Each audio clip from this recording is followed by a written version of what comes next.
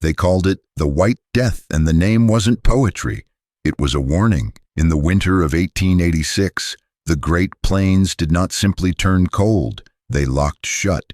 Snow rose in hard layers, climbing fences, swallowing wagon tracks, and pressing up toward rooftops, until entire homesteads looked half buried, like the land was trying to hide what lived on it.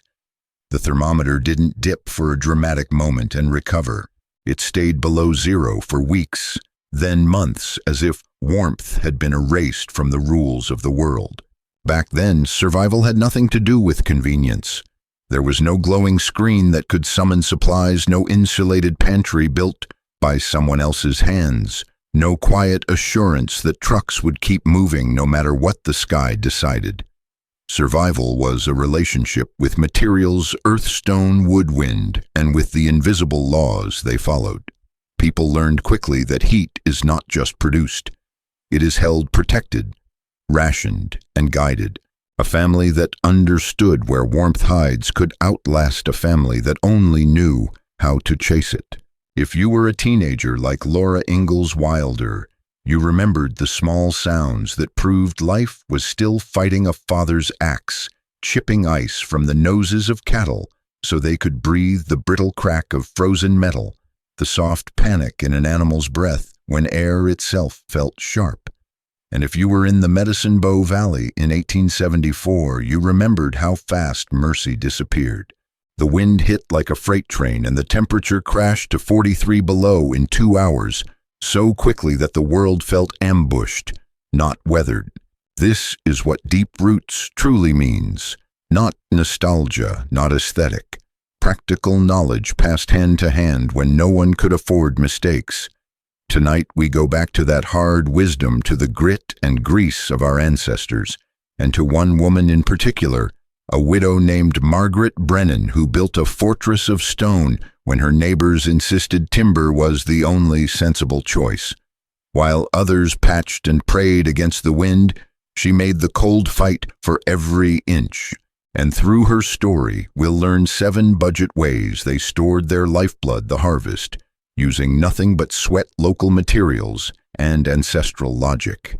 Because when the world turns white and cruel, it isn't the newest technology that saves you. It's the old understanding, how the earth holds steady, how stone stores warmth, and how a simple harvest, protected well, can mean the difference between spring blossoms and a shallow grave in the snow. Margaret Brennan arrived in Wyoming in 1873 with $212, a wagon of tools, and a kind of silence that only comes after grief has already taken what it wanted. People around her built the way they'd been taught to build: quick frames, thin walls, hope packed into the gaps with mud and straw. And every winter the same complaint returned. The wind found the seams. It always did. It slipped through chinking like smoke, turned corners inside the house, and stole heat the moment a fire began to fade. Margaret didn't argue with the wind. She refused to negotiate with it. She went to the riverbeds and the cut banks, where stone lay waiting heavy as truth. To her neighbors, it looked like stubbornness. To her, it was logic. A stone wall is not just a boundary, it is storage. It is a thermal battery, one that charges slowly and pays you back when you need it most. Stone has what timber lacks: mass. Wood warms quickly, but it also cools quickly. It reacts to every mood swing of the weather. Stone behaves differently. It absorbs the weak winter sun during daylight hours, even when that sun feels more like a rumor than a source. It drinks in warmth from a fire that burns nearby. And then when night comes, when the temperature drops hard and the wind turns sharper, stone releases what it collected, radiating it back into the room in a steady, quiet way. Not a burst of heat, a slow exhale. Margaret built walls 3 feet thick, not for beauty, not for pride, for stability. Those thick stones buffered the inside from the outside, smoothing out the extremes. Her storage corner, where squash potatoes and dried bundles waited, was never exposed to the same violent swings that ruined food in other homes. The air near Stone stayed calmer, less reactive, less cruel. The budget lesson is almost insulting in its simplicity. You don't need a heated shed if you have high-density materials doing the work for you. Limestone, river, rock, brick, anything heavy and local can become your ally. Even in a modern home, you can borrow this principle without building a fortress. Place winter squash potatoes or jars along a thick masonry wall in an unheated basement or garage. That wall will resist outside temperature changes and hold a pocket of stability, often staying dramatically warmer than the air outdoors without burning a single extra log.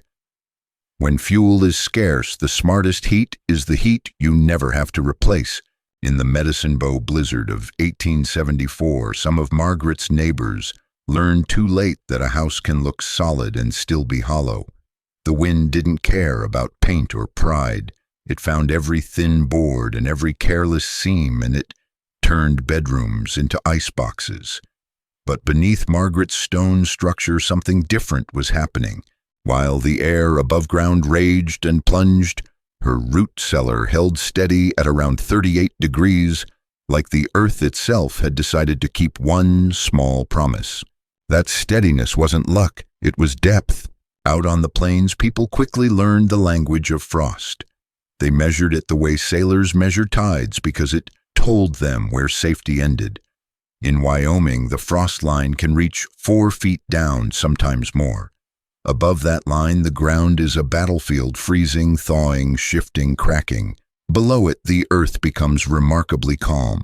Temperatures stabilize. The soil holds a quiet, consistent coolness that doesn't panic when the wind screams. Margaret understood that if you could get past the zone where winter claws and bites, you could borrow the planet's own moderation. So she dug. Not a shallow scrape, not a token hole. She set her foundation around 42 inches deep, pushing past the worst reach of frost. That decision did 2 things at once. It anchored her home against heaving ground, and it created a protected space where food could rest without being shocked by sudden cold snaps or dangerous warm spells. The root cellar wasn't a separate luxury building. It was integrated into the life of the house, because in the old logic, the house didn't just shelter the family, it fed them. This is the ancient budget method at its purest use: the earth as your refrigerator. In a proper root cellar, potatoes don't turn sweet and mushy from repeated freezing and thawing. Apples don't shrivel into leathery disappointment. Carrots stay crisp, beets stay firm, and squash can sit quietly for months if they're cured and kept dry. The key isn't modern gadgets, it's insulation and depth. Dirt is an incredible thermal buffer. It slows temperature change the way thick blankets slow heat loss. Even today, you can apply this without building a pioneer homestead. A crawl space, a below-grade basement corner, a buried storage tote with proper ventilation and rodent protection. These are modern echoes of the same principle. The cost is not money, it's effort. The shovel is the payment, and the return is a storage environment that doesn't swing wildly with every winter storm. When the world above becomes chaos, the earth below remains steady, an embrace that holds your harvest like it matters, because it does. It sounds like a cruel joke at first, using snow, the very thing that kills, to keep your food alive. But pioneers didn't survive by refusing paradox. They survived by learning what the land actually did not what it seemed to do. In the long winters of the plains, they noticed something that modern people rarely get close enough to feel. Once a house was buried in snow, it stopped bleeding heat so quickly. The world outside could be vicious, but the snow itself became a kind of shield. During the long winter of 1880, families living in sod houses discovered an uncomfortable truth. When the wind was free to hammer the walls, the cold poured through. But when drifts piled high, the interior became steadier. Less draft, less sudden temperature drop, less of that brittle, stinging air that made lungs hurt. Snow, when compacted, traps air in millions of tiny pockets, and trapped air is what insulation really is. Margaret Brennan understood this before anyone around her wanted to admit it. She was mocked for the shape of her roof. Most folks insisted a pitched roof was proper because it shed water and looked familiar. A flat roof sounded like foolishness, something that would collapse under winter weight. But Margaret knew how wind behaves. A pitched roof creates turbulence, uneven drifts, hard scouring on one side and heavy loads on the other. It invites the storm to sculpt snow into problems. Her flat, sod-covered roof did the opposite. It encouraged snow to accumulate evenly like a uniform blanket laid down across the structure. That layer didn't just sit there dead and heavy. It worked. 2 feet of compacted snow can rival modern fiberglass insulation in performance, and it costs nothing. No purchase, no delivery, no maintenance. Nature delivered it for free, and the only requirement was the nerve to let it stay. The budget lesson here is simple, but counterintuitive. Don't fight winter's gifts just because they look threatening. If you're storing harvest in an outdoor bunker, a protected shed, or even a low cellar entrance, clearing snow away might feel tidy, but it can expose your storage to the harshest temperature swings. Snow piled against the sides of a structure reduces wind penetration and slows heat loss.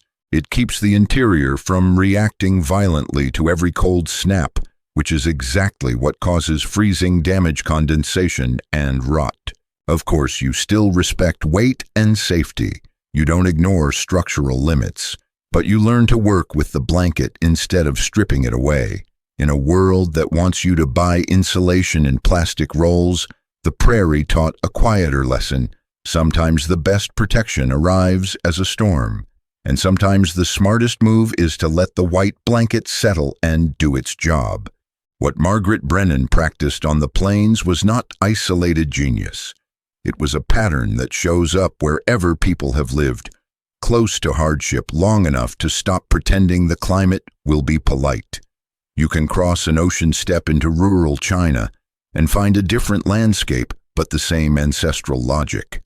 There, in vernacular dwellings, families built around a layout called the Sanheuan, a 3-sided courtyard arrangement that created sheltered pockets of air and movement. It wasn't just architecture, it was strategy. The mistake modern people make, especially when it comes to storing food, is thinking in single rooms.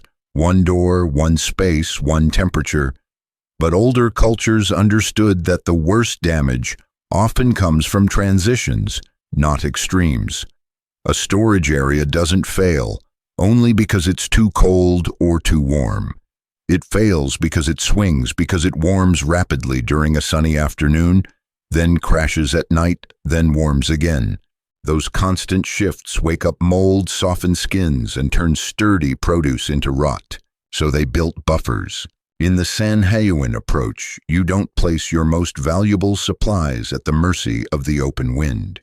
You place them in transitional corridors, covered porches, vestibules, and semi-enclosed passages, spaces that sit between outside and inside. These zones act like shock absorbers. Thick masonry walls block dry summer winds and retain moisture in winter, while the semi-sheltered geometry reduces sudden gusts and temperature snaps. The courtyard collects light and warmth gently, and the surrounding structure distributes it slowly. Nothing changes fast. That is the point. Margaret's frontier version of this was less elegant, but just as deliberate. She didn't store her harvest where the cold air dumped in every time a door opened. She understood that even a few steps of separation, an entryway, a narrow hall, a covered lean-to, could protect food from the violent swings that ruin texture and invite decay. The buffer zone wasn't wasted space, it was a thermal moat. The budget lesson is practical. Don't just stash your harvest in the nearest corner and hope. Think about orientation and flow. Where does cold air enter? Where does afternoon sun hit? Where do winds strike hardest? A north-facing wall with a covered porch can create a stable microclimate. A mudroom and enclosed stairwell Even a simple framed vestibule can reduce temperature shock. If you have an unheated garage, the back corner against an interior wall often stays steadier than a shelf near the main door. If you have a basement, the space behind a closed door away from the stairs can become a gentle holding zone. This is buffering, not fighting winter head-on, but placing your harvest in a sheltered in-between where the world's violence is softened before it reaches what you're trying to preserve. On a budget, you may not be able to heat a room, but you can slow the swing. And slowing the swing is often the difference between food that lasts and food that fails. Cold gets blamed for most winter losses, but Margaret knew the truth that experienced gardeners learn the hard way. Damp is often the real killer. Cold can preserve. Damp destroys. It creeps in quietly, turning a successful harvest into a soft, sour mess mold on onions, shriveled potatoes with wet, rot carrots that collapse into slime. And stone, for all its strength, can become a trap if you don't teach it how to breathe. Samuel Chen, one of Margaret's neighbors, warned her about exactly that. He'd seen stone houses sweat in winter condensation, forming where warm interior air met cold masonry moisture, gathering in corners, mildew blooming in silence. He wasn't wrong. But Margaret had an answer that wasn't superstition or luck. It was control. She built narrow ventilation channels directly through her 3-foot walls, small passages designed for one job, to let the storage space exchange air on her terms. These weren't wide openings that invited the blizzard inside. They were tight, deliberate vents that could be opened or sealed with fitted stone plugs. When the air inside grew stale, when humidity climbed, when the smell of stored produce started to thicken, she pulled a plug. A thin draft would move through, carrying dampness out and bringing fresh, drier air in. And when the weather turned violent, when the wind howled like a saw and temperatures plunged, she sealed those channels tight again, restoring the cellar to a protected stillness. It was primitive, but it was sophisticated. Controlled ventilation is the difference between a cellar that preserves and a cellar that rots. The budget lesson is blunt. If you ignore airflow, you will eventually lose food. Rot is the tax you pay for stagnant air. The goal isn't to make your storage airy like a summer porch. The goal is to give moisture a way out without giving winter a way in. That's why root cellars traditionally use 2 vents, one low for intake and one high for exhaust, because warm, moist air rises. Even a simple version of that concept can change everything. In a modern setting, you can emulate Margaret's stone plug system with almost nothing. A small pipe through a basement window, insert a vent with a cloth plug, a piece of foam you can slide in and out, anything that allows you to regulate the exchange. On dry days, crack it open for an hour to refresh the space. On storm nights, seal it. Watch for condensation on walls. Pay attention to smells. If the room feels heavy, the air needs a release. And then there's the hidden discipline. What you store together matters. Onions and garlic want dryness and air movement. Potatoes prefer cool darkness and moderate humidity. Apples release ethylene gas that can speed spoilage in other produce. Margaret didn't have scientific words for these forces, but she respected them like laws. Moisture management isn't glamorous. It's not the part people brag about. But it is often the deciding line between a winter pantry that feeds you through March and one that breaks your heart in January. Margaret Brennan's most genius budget move wasn't something flashy you could point to from the road. It was hidden underfoot. While other families stomped across frozen dirt floors or shivered on thin timber laid over cold crawl spaces, Margaret treated heat like a resource too precious to waste. Because on the plains, firewood could vanish faster than hope. A long winter didn't just empty pantries, it emptied wood piles. Even the Ingalls family in their worst season had to twist straw into makeshift sticks just to keep a flame alive. When fuel becomes scarce, the smartest survival skill is not making more heat. It's keeping every bit you already made. Margaret looked at her fireplace and saw more than comfort. She saw an engine and an exhaust system leaking value into the dark. Every fire sends heat upward, rushing out through flues and chimneys. That's necessary, but it's also wasteful if you don't capture what you can. So she dug down and built a crawl space beneath parts of her floor, connecting it to her fireplace's ash pit through stone channels. The idea was simple: let waste heat travel where it could do the most good. Those stone channels acted like veins. Warmth that would have disappeared into the chimney instead moved under the floor, gently warming the stones and soil beneath the living space. This did more than keep her feet from freezing.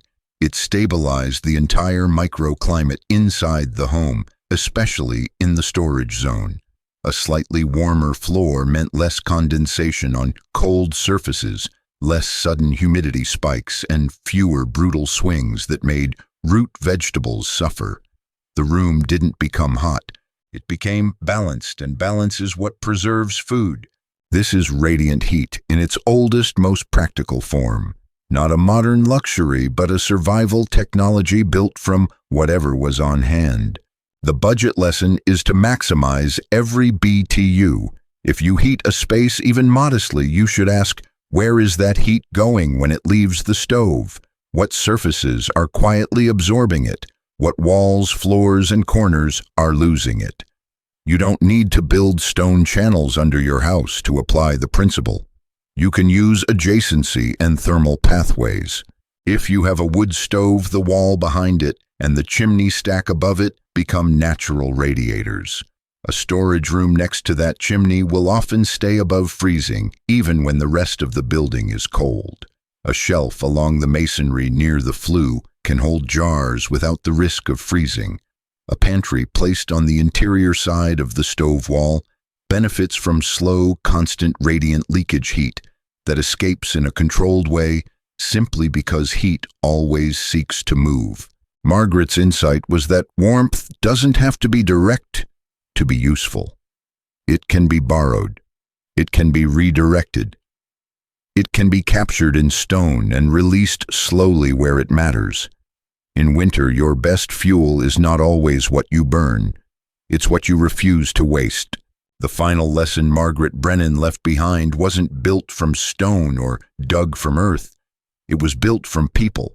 Because even the best cellar can fail. Even the thickest wall can crack. Even the smartest system can be humbled by a winter that refuses to end. On the frontier, they learned something modern life tries to let us forget. Survival is not an individual performance. It is a shared strategy. When the blizzard of 1874 hit, Margaret's stone house became more than a home. It became a refuge. 17 people crowded into that shelter, neighbors who had been stubborn, skeptical, even mocking, now carrying what little they had left: sacks of grain, a few jars, frozen blankets, exhausted children. They didn't come because they suddenly admired her choices. They came because the weather had stripped away pride, and the only remaining currency was warmth. And warmth in that moment was not just from fire. A house full of people generates heat the way a living herd does. Breathing, moving, sleeping, cooking human bodies leak warmth constantly. Rough estimates put a group that size at producing around 10,000 BTUs of biological heat per hour. In a flimsy frame house, that warmth would escape quickly, pulled out through cracks and thin boards like water through a sieve. But in Margaret's fortress, the stone absorbed it. The walls drank in that human heat and released it slowly back into the room, turning desperation into a kind of steady furnace. This is the collective pantry in its truest form: pooled resources, pooled knowledge, pooled risk. People didn't just bring food, they brought solutions. Someone knew how to mend a boot. Someone knew how to salt meat properly. Someone knew where a sheltered ravine held fallen cottonwood branches for fire. Someone remembered how to store apples so they didn't spoil the potatoes. In a world without easy replacements, knowledge was as valuable as calories. If one family's cellar failed, another's might hold. If one crop froze, another might be dried. The community functioned like a diversified pantry spread across many hands, many structures, many small experiments. The budget lesson here is uncomfortable for modern ears because it requires humility. The ultimate low-cost storage system is not just a clever basement corner, it is relationship. It is having someone to call when your carrots rot, someone to trade with, when your potatoes sprout, someone who can teach you the old method you never learned. It is sharing the labor of building a root cellar, sharing the harvest surplus, sharing the hard-won mistakes. Margaret's story proves that self-sufficiency was never meant to mean isolation. It meant capability inside a network. The frontier didn't reward lone heroes. It rewarded people who understood that storms are bigger than individuals, but communities can be bigger than storms. Margaret Brennan lived in that stone shelter until she died in 1891. She didn't leave behind a fortune or a famous name carved into books. She left behind proof. Proof that the old ways weren't old because people lacked imagination. They were old because they worked. Her house required almost nothing in maintenance because it was built on principles that don't expire: mass holds, heat, earth stays steady, snow insulates, air must breathe and waste. Heat is only waste if you let it escape. The frame houses around her came and went. Boards warped, chinking, cracked. Roofs peeled back under wind that never tired. People rebuilt, patched, moved on, or vanished into the history that winters swallow. But her stone walls endured. They outlasted the skeptics who called her methods foolish. They outlasted the manuals that promised proper construction. They outlasted the quick fixes and the shortcuts that always seem sensible right up until the moment they fail. That fortress stood until 1947, long after the worst winters had passed, long after the original hands that laid the stones were gone. It remained as a stubborn reminder that the strongest protection is often the simplest, built from what the land itself offers. So as you look at your own garden this fall, your bins of squash, your baskets of potatoes, your jars cooling on the counter, remember Margaret. Remember the Ingalls family twisting straw into fuel when wood ran out. Remember that the earth and the stone are not enemies. They are allies if you learn their language.